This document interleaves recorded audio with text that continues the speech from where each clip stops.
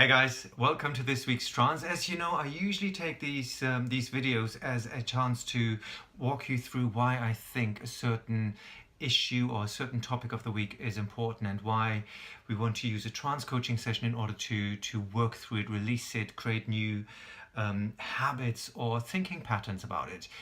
So, why it would be important to release the resistance to change, why we want to be at peace with rejection, or what the chakras mean. So, you can choose all these different trances in your membership area. As I said, this week's trance is pretty straightforward as we are working on best sleep. Sleep that is deeply relaxing, that is rejuvenating, refreshing, that allows the body to realign with its natural state of health and balance. Sleep that you can feel safe in, that you know that you can wake up and you will wake up in order, in case something will happen around you. And so I just wanted to flag a few things out why sleep might be an issue for you, and a few things that might help you to fall into a deeper, relaxing sleep. I'm very blessed with a very deep sleep, but it wasn't always like that, especially in times when stress was very high, depending on the job I was doing, if I was taking care of a certain show. I remember in a time when I was taking care of Mamma Mia, my stress levels were quite high. Or when I had lots of changes happening in my life. Those are the times when the body and the mind are working through so many different things that it's very hard to let go. I know from some clients, for instance, they have a very high state of alertness, if that's a word. It came probably from a time when they were taking care of their little children, that they were just very alert of what was going on with their children in their sleep, and they never quite let that go. Someone else was dealing with a high state of alertness due to their job levels. They couldn't really allow themselves, or they thought they couldn't allow themselves to let go completely, being fearful of what would happen if they let go completely. Maybe they wouldn't switch on again. They needed their brain to be switched on during the night. So the mind and the brain do make all these different associations.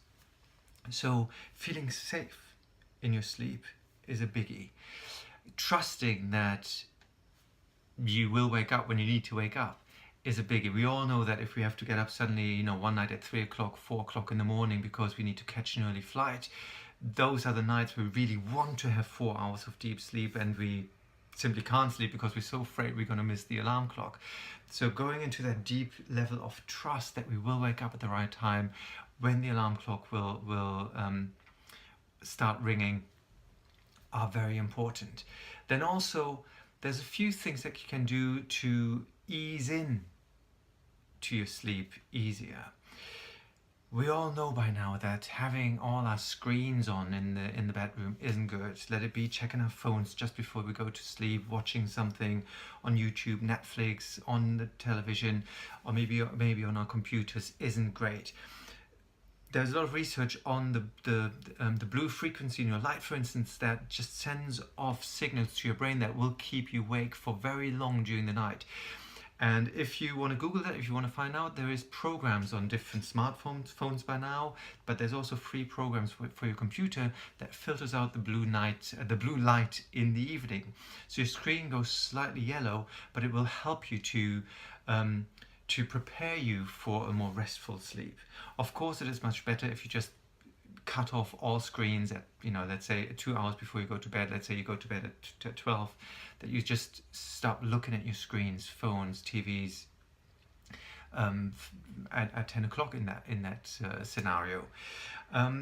Also, if you have a mess in your bedroom, that won't help your brain to switch off. As I always say, as without, so within, as within, so without. So if your bedroom is messy, or you maybe even have your desk in your bedroom and you have a lot of unresolved work on your desk, make sure you put that away, clean it away, so your brain associates your bedroom only with sleep. Create a little ritual for yourself, do a half an hour of reading before you go to bed every night. Do it at the same time every night. So your body knows there's a certain rhythm that I'm going into, and now I'm preparing for my sleep. Just as we prepare little children, toddlers, for their sleeping phase. It's just the same thing. A lot of you know me or know a tool I use a lot, which is called heart breathing. Heart breathing is, you can find the videos. I'm not going to repeat it here, but I'm going to explain it quickly. Heart breathing allows you to switch off and activate your body in the morning, but it also allows you to so switch on and activate your body in the morning, but also to switch off and completely relax in the evening. It's very easy. You breathe in through your nose on, let's say, on 4 counts, 1, 2, 3, 4, while you breathe in, and through your mouth, making a slight ha sound, you breathe out on the double length time. Let's say you breathe in for 4 seconds, you breathe out for 8 seconds. As much as it awakens your energy in the morning, as much it will relax you in the evening and prepare you for your sleep. That is one of the rituals I always do. A big part is also what I call the energetic cleansing and letting go of your day. Of course, that is a part I will build into this trance. So there is different things that you can do in order to prepare yourself for a better sleep. There is different rituals you can build in. Another biggie is to always wake up at the same time.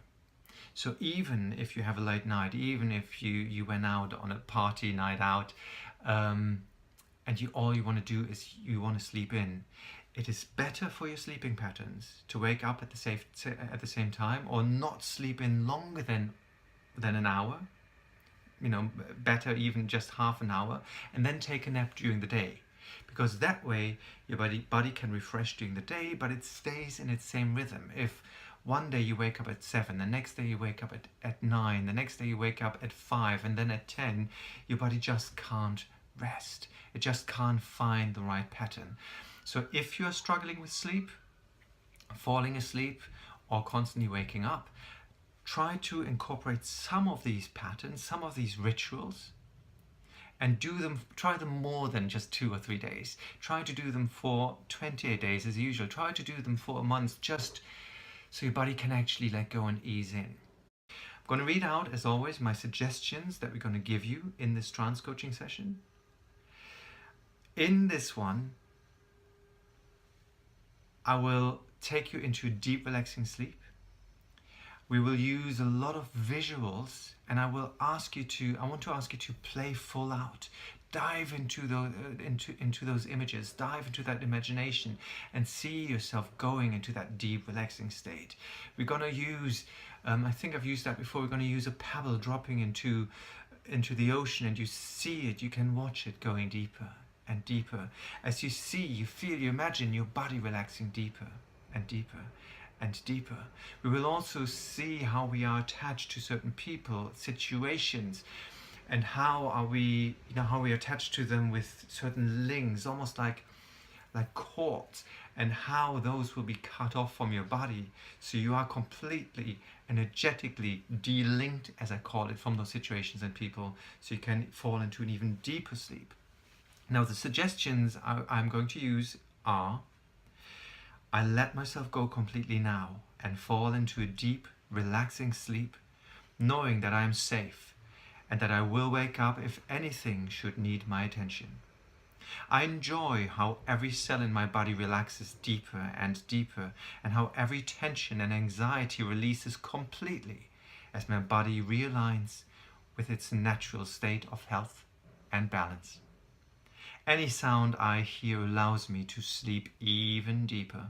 The moment I close my eyes to rest at night, I fall quickly and deeply asleep, trusting that I will always wake up at the time I need to, feeling refreshed, rejuvenated, and full of strength and power, ready and able to go through my day in the best possible way. I have let go of my day now and will start in the morning from a fresh and neutral place. I am safe. You see, for everyone, it might be a different trigger that keeps you awake. So I'm always looking at different angles I need to put in. The trusting that I will wake up if anything should need my attention is a biggie, especially, for instance, for mothers. So you know you can be in a deep, relaxing sleep, knowing that if anything needs your attention, you will be there. One doesn't exclude the other one. Very often, we don't allow ourselves to go deeper than a surface sleep.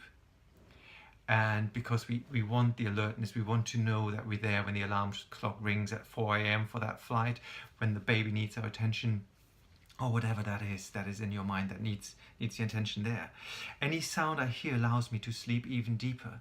Now that allows you that even if the neighbors start making some noise, even if someone starts drilling, if a car alarm starts, a car starts honking outside your window, if alarm goes off, now that will allow you to sleep even deeper.